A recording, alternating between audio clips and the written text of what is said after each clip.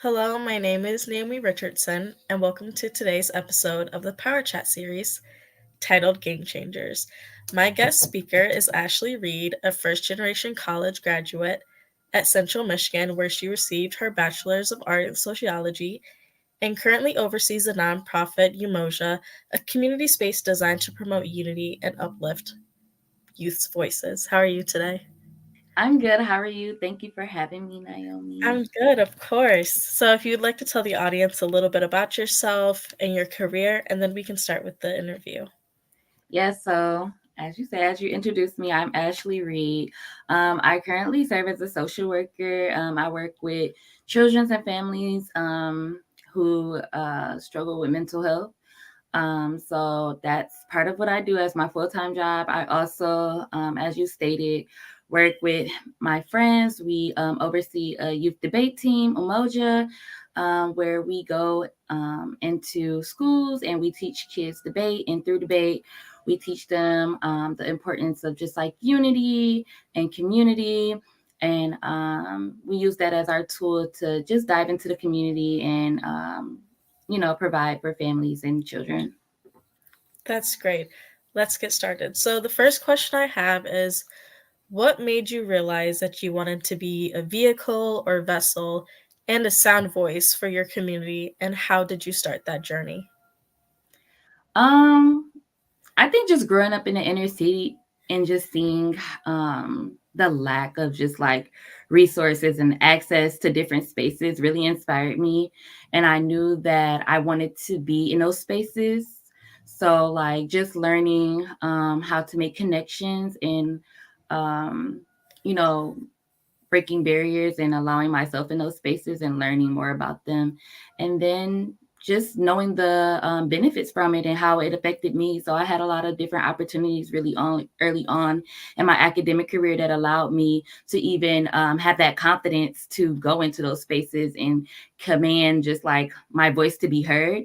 And I Wow. knew that that would benefit others after me. So just knowing that being a leader was really beneficial to myself and my community. I love that. What was your role with the Detroit City Council, and how did that impact your thinking, intentions, and beliefs? Yeah, so like senior year at Central, we needed an internship.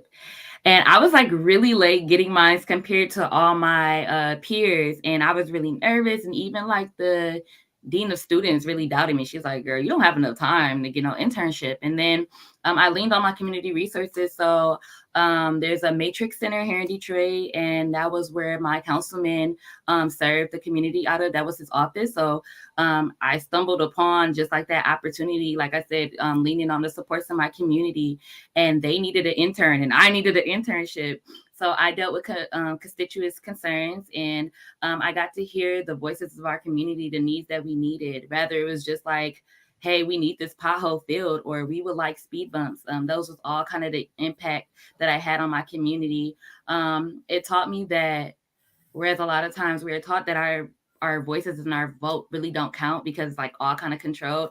It showed me that we do have an impact on what our community receives and how it is perceived, as long as we use our voice. So yeah, I that's what. love that. Who or what shaped you into becoming an advocate for young Black leaders and children? Thankfully, I would say that I had a lot of positive influences. Definitely my parents, like my mom, she's very just like strong-minded and just always taught me to like stand on what I believe. So I definitely had just her um encouragement, but also just like the teachers and the mentors I had along the way. They definitely always told me like, you have a voice, but it's about how you use it. A lot of times I was that outspoken kid with a lot of passion, but it was about the way I was directing my passion. So them seeing that in me and just cultivating that. So yeah, I would say a lot of it just came from like the influences I did have growing up in school and in at home. As an overseer of Umoja, what are the main goals that encompasses the nonprofit as a whole? Our main goal is literacy. That's Empowering great. students to let them know that like education matters. I feel like definitely just a product of Detroit Public Schools and just a product of like, education. Sometimes it's just like,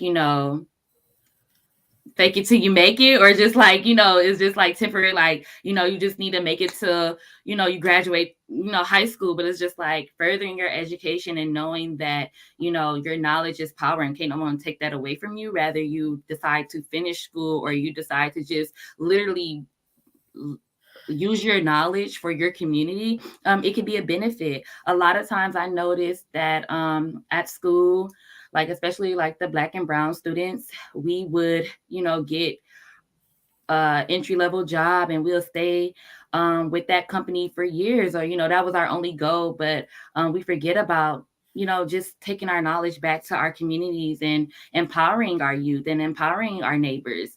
I think that's the most important part, and we're teaching that through debate, that hey, you have opportunities in your backyard. This summer we use our opportunity to network and really collaborate with a lot of Black owned businesses in Detroit, and Yeah. use debate as just a tool to introduce, like, okay, critical thinking. Everything takes critical thinking, thinking outside the box, and how that, can affect so many things in so many ways. So yeah. I love that. That's great. You said in your bio that going to a PWI, Central University, you experienced some adversity. What was your journey like going to Central University? And how did you overcome your experience that you had there? Yeah, so initially it was a culture shock, and I went to Central Michigan in the Upper Bound program during different summers, like in the 8th to like 11th grade. So I had experience up there, but actually being an active student, it was, like I said, a culture shock. I was around people that were different than me. Growing up in inner city, I didn't really have that experience really often. And it was like in the middle of a rural area, which I'm used to the city life. I'm used to being able, like having that access. And so, Yes. yeah, so it was definitely different just in the diversity. But I definitely think that shaped me to just be more boldly myself, like more confident in myself and knowing what I can offer, that knowing that, yes, my experiences are different, but that makes them more valuable, Yeah. especially in the classrooms and learning so much about people that look like me. It gave a little more reality to my peers that, yes, these are experiences that are not too far from me. So it was definitely different. At times I did feel like the spokesperson for Black people, because there weren't many Black Yeah. girls in my class, or even Black males.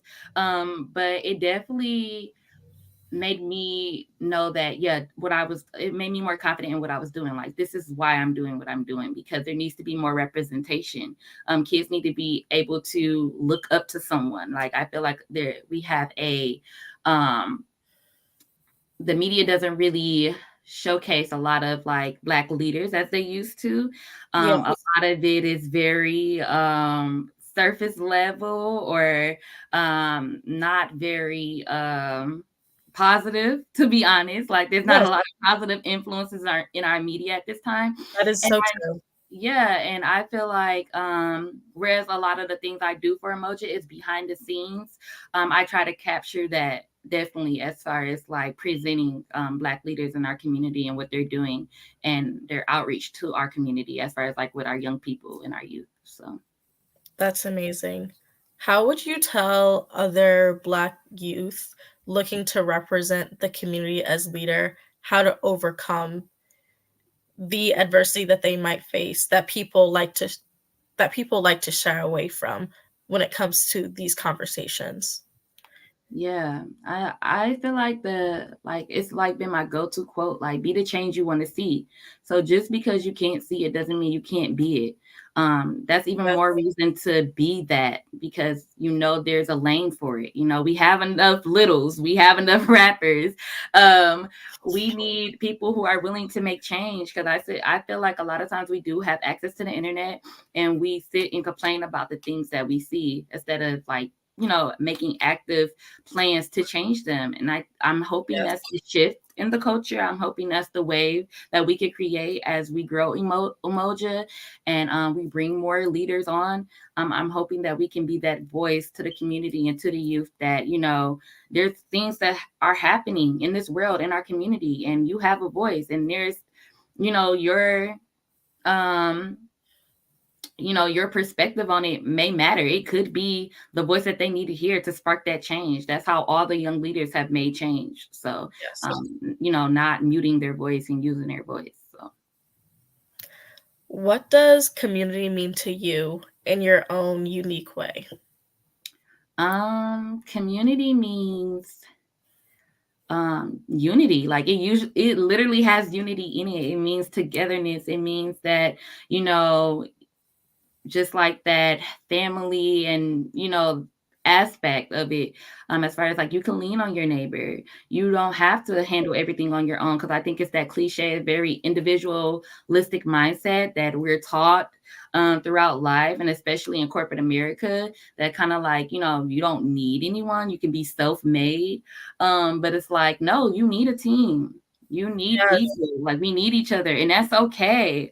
And I think that needs to be normalized, that you don't need to do it all on your own. We can go farther together. I love that. So this is the last question. What Oh, advice I know, I really love this conversation. What advice would you give your younger self 5, 10 years ago? hmm. I would say like God's gonna make a way. Like I think a lot of it came, like the doubt that I had or just the uncertainty I had was not leaning on just like my supports and my beliefs. It's so easy when you're immersed in a new environment to kind of like, um just get immersed in that and get lost in like, the transition, but definitely taking a step back and like thinking about like what got me here, what got me this far. It's definitely like the people who believed in me and, pushed me to go further.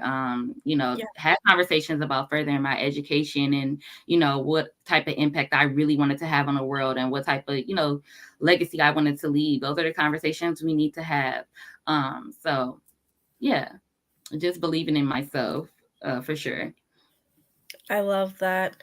Is there any social media tags that you want to share or any websites? Yes, you can. If you're interested in getting more involved in your community or looking for ways to grow young leaders, please visit www.umojadebateteam.org, or please follow us on social media.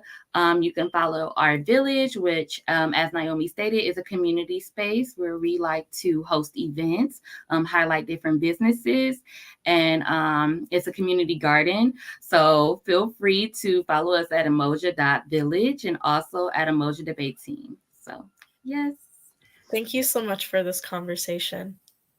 thank you for having me. Of course. Have a great day, everyone.